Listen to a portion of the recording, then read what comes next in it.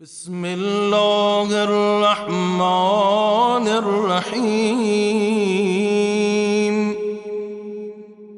اللهم قوني فيه على إقامة أمرك، وأذقني فيه حلاوة ذكرك، وأوزعني فيه لأداء شكرك بكرمك، واحفظني فيه بحفظك وسترك يا أبصر الناظرين.